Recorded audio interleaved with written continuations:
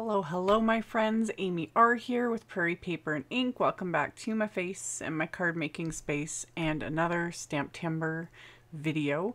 For those new or not aware or catching this way down the road, STAMPtember is just an event hosted by Simon Says Stamp, and it involves a whole bunch of crafty card making companies sponsoring the STAMPtember event by creating a limited edition stamp sets that are exclusive during the month while supplies last, so when they sell out they're not restocked.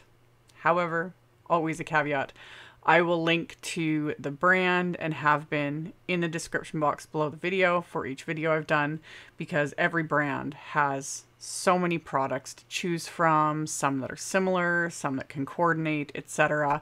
Plus just really good products. There's so much nowadays to choose from, and I love that all these little companies, and some of them are little, are, you know, thriving and doing their thing and making all these fun products for us to create with. So I ended up making 3 cards. Fairly simple though.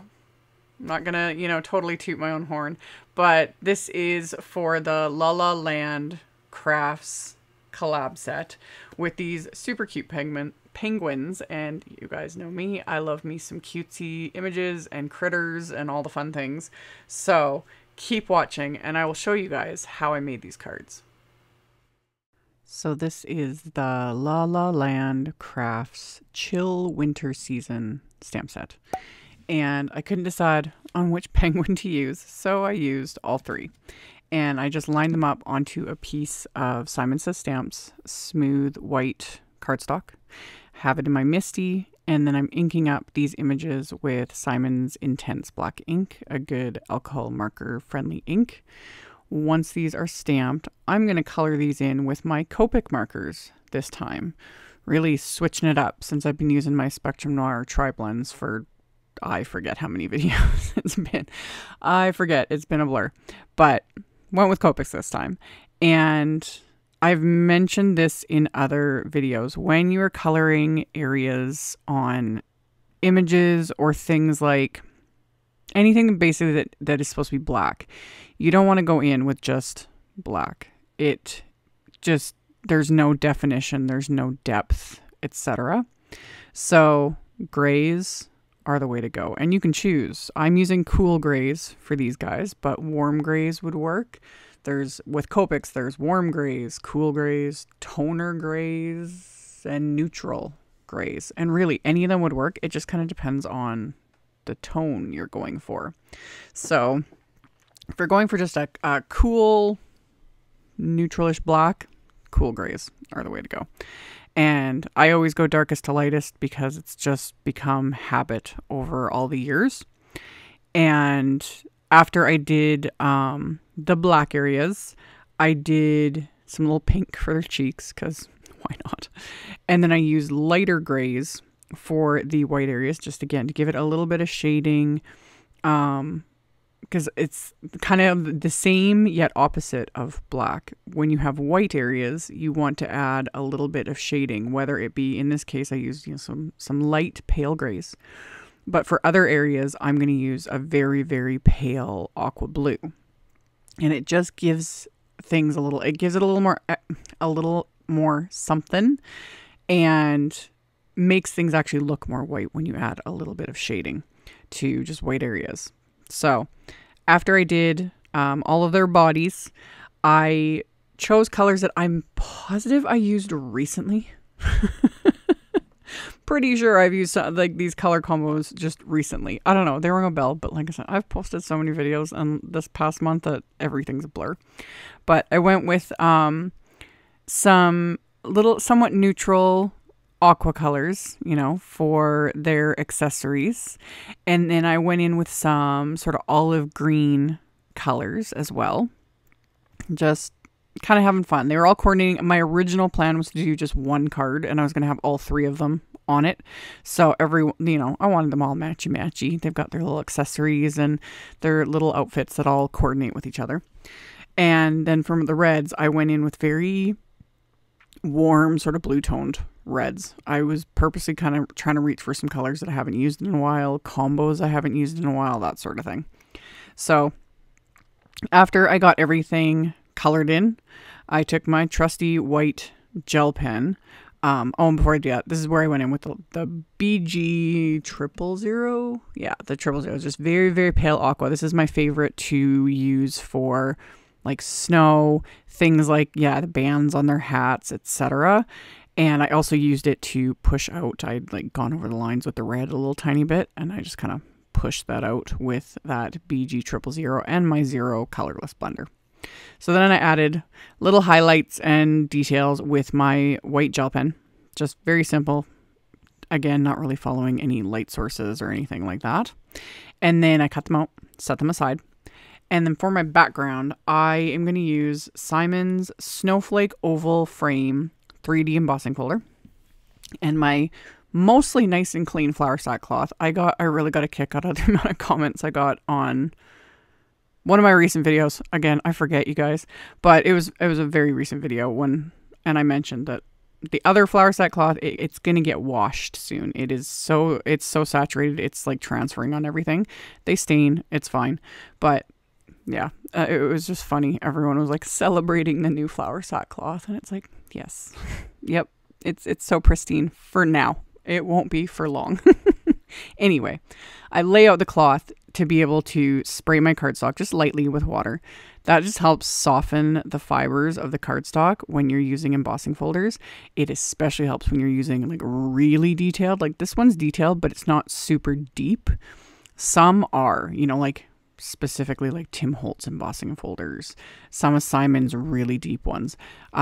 Those ones, it really helps to mist your cardstock. And then for me and Simon's 3D folders, I use my Spellbinders Platinum 6, the original platform, and 2 metal shims. And then like I showed, I misted the cardstock, ran them through with the embossing folder. And then I took all those panels and I did very simple and quick, not this quick, this is sped up in editing, but very simple and quick ink blending around all of these. One, it helps the snowflakes to stand out a little bit more.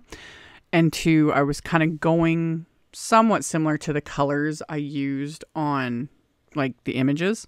So the first panel I used Concord 9, the Tidepool ink. And then this one I'm using Concord's Avocado ink.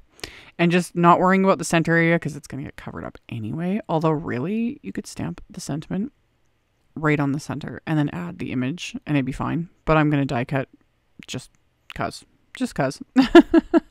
And then finally with the last one, I used Simon's Watermelon ink. And you can't tell, and it wouldn't matter if I'd slowed it down, but after I would blend, I would take a bit of ink on the brush and with the lightest amount of pressure, like in fact like no pressure, I was kind of going over it just to get some of the raised areas to pick up a little bit more ink. That's one way to get, you know, a little more definition. So I did all that, and then of course I added splatter. They're Christmas cards, and you know, it doesn't matter. Really? Does it matter? No, I had splatter to everything, just about, to the point where that's another thing that you guys comment, like, are you okay? There's no splatter. Don't worry, it didn't send up a flare or anything.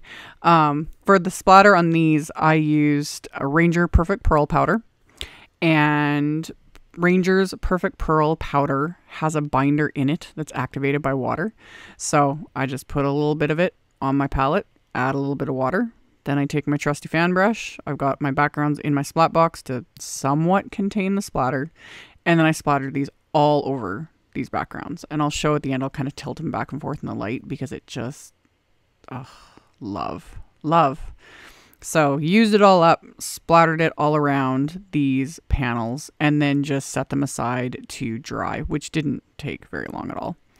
And then for my like center areas, I'm going to use an oval wafer die. And I've talked about this before. Ovals are my nemesis. I don't know what it is. I struggle with ovals. I struggle lining them up. I still don't think they look straight, but and yet I love them. You know, it's a nice shape. So anyway, I had panels of cardstock and I put them in my MISTI and I'm stamping one of the sentiments from the stamp set and I'm using the same inks that I used to blend. And the sentiment, it says it's penguining. Yeah, penguining to look a lot like Christmas. And I got a kick out of that. I've said this a million times too. I like punny sentiments. I think they're funny. So on the insides of the cards, all my card bases are going to be top folding A2 white note cards. And I put them in my MISTI as well. And I stamped another little sentiment from the set. This one says, have a chill winter season.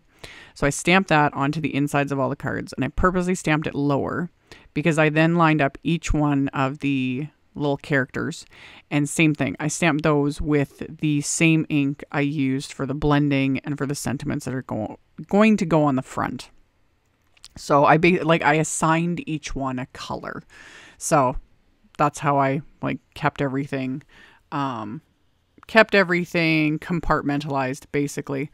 So stamped each one onto the inside of each card. And then after I did that off camera, I had trimmed down these embossed backgrounds just a little bit. So they're just slightly smaller than the A2 card bases. So I trimmed them down and then I adhered them to the card bases with craft tacky glue. And then I just stick them under these are my big old Hero Arts acrylic blocks just to hold everything down, hold everything flat to give a few minutes for the glue to dry. So I adhered all the backgrounds. And then once those are adhered into place, I'm going to adhere the ovals that I'd stamped with the sentiments. And those I'm going to adhere with craft tacky glue as well. I decided to keep these cards very, very flat. They're not dimensional. You could definitely pop things up with a little bit of foam tape, foam squares, etc. To create that dimension and that depth. I just wasn't feeling it this time. And also I didn't have time. Because as it is, this video is going to be late, but doing what I can. So adhered the little ovals into place, and then I'm going to adhere my little characters into place. And then in my stash, I have some little red clay hearts. I was digging through trying to find my little snowflake embellishments that I'm going to use, and then these were kind of in the same little bin, and I was like, ooh, those will fit perfectly right at the bottom of those ovals, you know, just a little extra something. So I adhered those into place with dabs of craft tacky glue. And then yeah, my little snowflake embellishments, these are the winter flurries sequins. Basically they're snowflake shaped.